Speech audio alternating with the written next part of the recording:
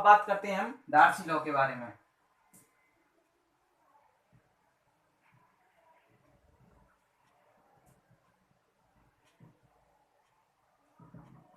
तो डार्सी ने क्या बताया अपने एक्सपेरिमेंट में, देखिए कि एक तो आपका जो डिस्चार्ज है,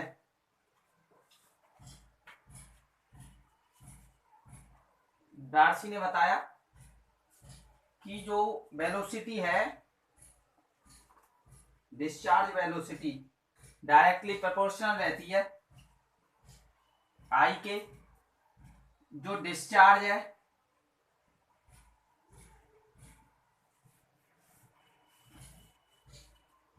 डिस्चार्ज वेलोसिटी आई के प्रोपोर्शनल रहती है। अब बात करें हम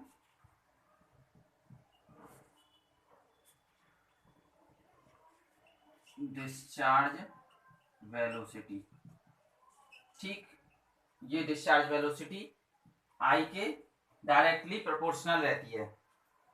अब हम प्रोपोर्शनल का साइन हटाएंगे तो कांस्टेंट आएगा। तो कांस्टेंट क्या आता है यहाँ पर आता है कोफिशिएंट ऑफ परमिएबिलिटी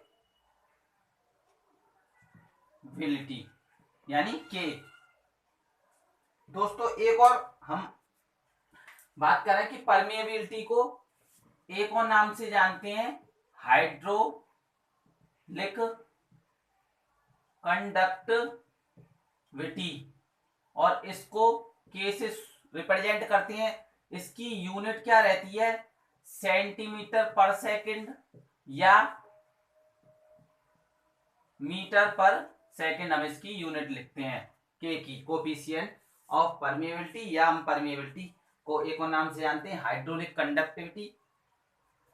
तो यहाँ यूनिट हो जाएगी इसकी सेंटीमीटर पर सेकंड। यहाँ पर बात करते हैं हम डार्सी लॉ में, तो V इक्वल टू के आई हो गया। अब यहां से हम बात करेंगे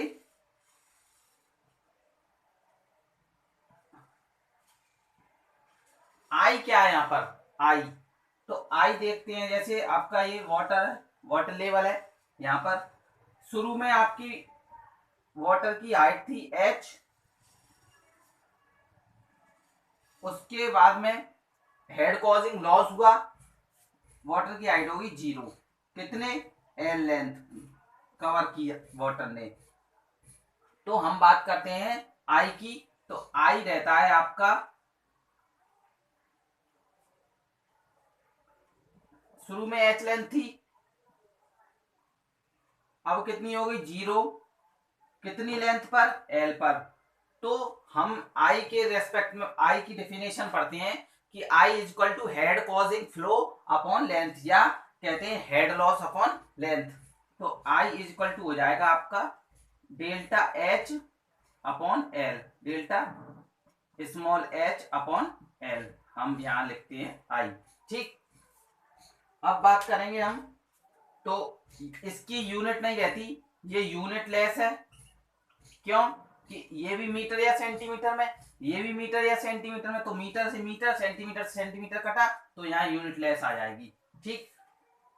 याद रखेंगे बिल्कुल कि आई इज इक्वल टू, यानी हाइड्रोलिक ग्रेडियंट आपका क्या रहता है, हाइड्रोलिक ग्रेडियंट रहता है चेंज इन हाइट या head causing flow upon length, या हेड लॉस अपॉन लेंथ, इसे हम हाइड्रोलिक ग्रेडियंट कहते हैं, ठीक। अब आगे बात करेंगे हम इसी में B इक्वल टू के आई में। जैसा कि आप जानते हैं कि Q equal to A B रहता है, यानी एरिया इंटू वेलोसिटी हम पढ़ते हैं फ्लूइड मैकेनिक्स में, discharge equal to area into velocity. Velocity यहाँ पर ये कौन सी वेलोसिटी है, तो ये वेलोसिटी है डिस्चार्ज वेलोसिटी, डिस्चार्ज वेलोसिटी, ठीक, ये डिस्चार्ज वेलोसिटी है यहाँ पर। अब क्या करेंगे हम, जो V इक्वल टू के आई है, तो V की जगह रख देंगे A इंटू के आई। अब इसको लिखते हैं के आई ए। तो यहां से जो डेरिवेशन ड्राइव होके आया है वो है Q इक्वल टू के आई ए, यानी आप ऐसे याद रखें इसको कि डार्सी ने बहुत सारे एक्सपेरिमेंट किए, तो डार्सी ने एक्सपेरिमेंट क्यों किए, क्यों किया, मतलब क्यों किया से आप इसे याद रख सकते हैं डार्सी लॉ को। ठीक, अब बात करेंगे हम, यदि वॉइड्स के केस में हम बात करें, वॉइड्स के केस में फोर वॉइड्स हम जानते हैं कि हमने क्या पढ़ा था यहां, Q is equal to A B. अब वॉइड्स के केस में बात करेंगे, Q is equal to voids हैं तो S लगाएंगे हम, सी पेज के बारे में बात करेंगे। ठीक, अब यहां हम रख देते हैं Q is equal to A into B, हमने पढ़ा,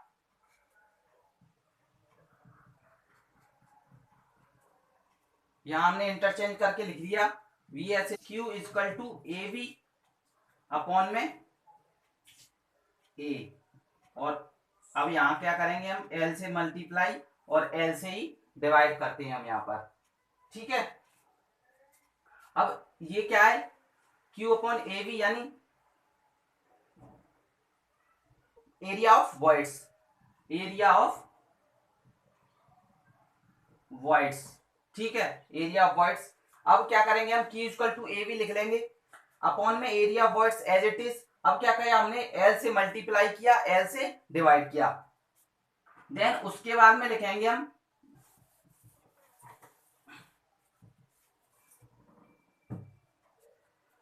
B S equal to Q upon A B. अब हम यहां लिखेंगे B S equal to Q equal to A into V upon में एरिया ऑफ वॉइड्स। अब L से मल्टीप्लाई और L से डिवाइड। हम जानते हैं कि एरिया इंटू लेंथ क्या होता है आपका, वो होता है वॉल्यूम, तो इसको हम वॉल्यूम लिखेंगे, और यह हमारे पास वेलोसिटी बच गई। अब एरिया ऑफ वॉइड्स हम कैसे डिफाइन कर सकते हैं, तो एरिया ऑफ वॉइड्स लिखेंगे और L लिखेंगे, तो किसके इक्वल टू है, सी पेज वेलोसिटी के equal to volume of voids हो गया यहां पर। ठीक, अब वॉल्यूम ऑफ वॉइड्स हो गया, ये जो वॉल्यूम है टोटल यहां इसके नीचे आ जाएगा, तो volume of voids upon total volume C page.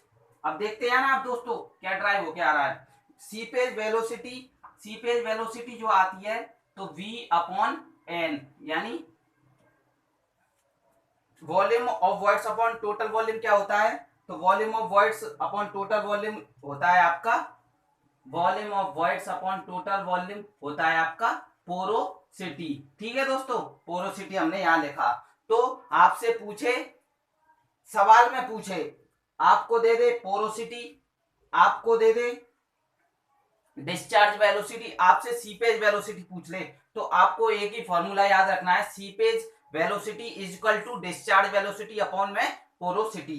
ठीक है, तो यहां एक और बात करते हैं, जो सीपेज वेलोसिटी है वो ऑलवेज ग्रेटर देन रहती है डिस्चार्ज वेलोसिटी के, डिस्चार्ज वेलोसिटी के, एक आप ये रिलेशन याद रख सकते हैं। ठीक है दोस्तों, अब जो है नेक्स्ट बात करेंगे हम मॉडिफाइड डार्सी लॉ के बारे में।